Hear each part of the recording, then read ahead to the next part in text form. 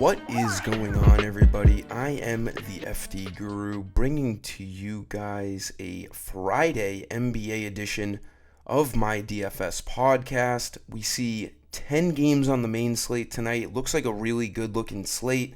We do have one team up in the air with the Golden State Warriors. I have a feeling they're going to be a real pain in the ass all year. Steph Curry and Draymond Green are questionable right now. I hope we get news on that sooner than later, because it's a 9:30 Eastern game. I don't think the injuries are anything serious. They also ran like 14 guys in their rotation last game, so they're just going to be extremely confusing all year. But it's a great matchup against the Jazz.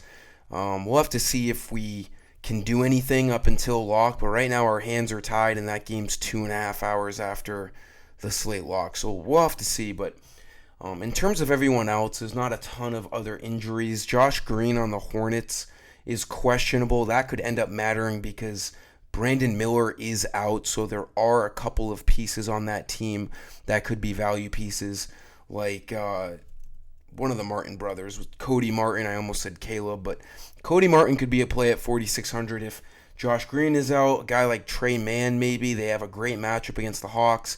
Just keep an eye out on that. That's a 7:30 Eastern game. But we'll dive right into my plays. I'm going to be doing my NFL Week 8 main slate video 2 today. That will have free Guru credits. Again, I really like this slate tonight for the NBA after coming off of a couple of tough slates over the last 2 days. I'm actually in for double my usual entries, hoping to manifest a great start to the weekend. But for point guard, in this video, I'm not doing anyone higher than $6,300. There's a lot of good middle tier value right now. And that $6,300 is going to come with Darius Garland. I really like him against the Pistons. He's at home. Needs like 31 fantasy points to hit value. Evan Mobley really cooked last game, and it was a blowout. He only ended up playing 22 minutes. They crushed the Raptors. I do expect somewhat of a closer game here. We have a 10-point spread. They are at home. But I'm thinking Mobley doesn't exactly, take on what he did last game. Garland is still a huge piece in this offense. He's projected for great things tonight. If they do end up blowing out the Pistons, Garland will most likely have a big reason why that happens. So the projections love Garland across the board. He's their number one guy. Ball handling, so I like the usage he should see in a great matchup against the Pistons. Shooting guard, I like Josh Giddey again. 6,100. He didn't come through for us in the first game.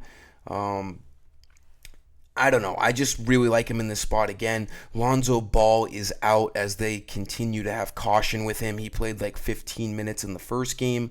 Him being out should open up a few extra minutes for Giddey. You have Dosunmu there too, but Giddey's definitely their number one guy.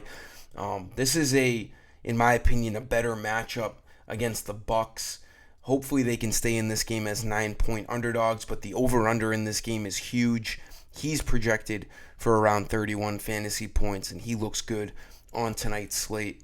I like Josh Giddey as a shooting guard. Small forward, maybe right now the best value play on the slate is Kelly Oubre, 6,200. Needs just over 30 fantasy points to hit value. He's projected for 35 right now. It's a really good matchup against the Raptors. 5-point favorites, decent over-under of 220.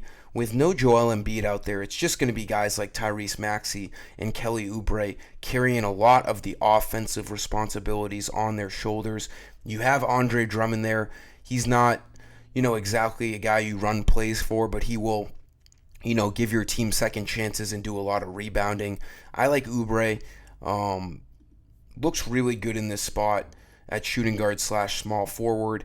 He'll play over 30 minutes if the game stays close, like it's projected to be, and looks like one of the best value plays on the board.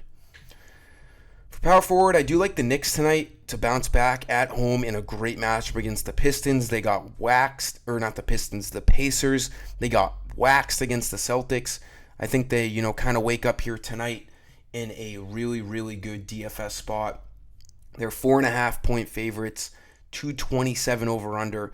A lot of these guys look really good. Josh Hart looks good. We have Anunoby who looks good. Karl Anthony Towns looks good if center wasn't so stacked tonight as a value position. But we're going to go with Josh Hart here. Even Jalen Brunson at sub 9K looks really good at 8,800. A lot of things to like about this Knicks team tonight to bounce back. I like Hart at 5,800, needs 28 fantasy points to hit value. Them getting Karl Anthony Towns doesn't really affect him. We'll still see his projections pretty high. He's still, at 8 rebounds projected tonight, even with Karl Anthony Towns out there. If you remember last year, he was a guy, while the Knicks were hurt, he was a guy that got $500, $8,000, only 5,800 tonight. He'll still have a huge involvement in this offense.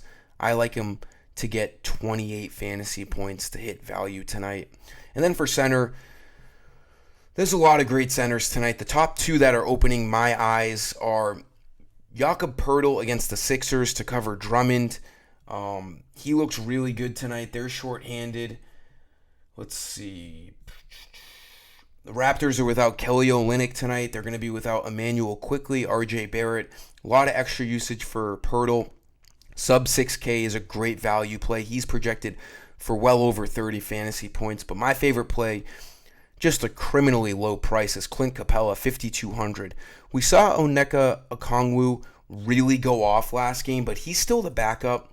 And he just had a bizarre game. He shot like 90% from the field, 28 minutes. He's going to usually play 22 to 24 minutes. Capella should be playing 25 to 27 minutes.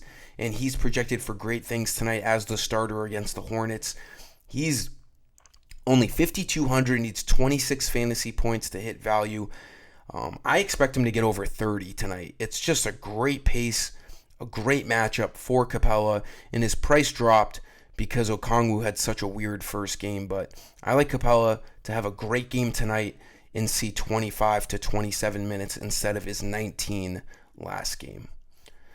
That'll do it for this video, guys. Give it a like, subscribe, and look for my NFL video too for Week 8. That'll do it. Until next time, I am the FD Guru. Peace.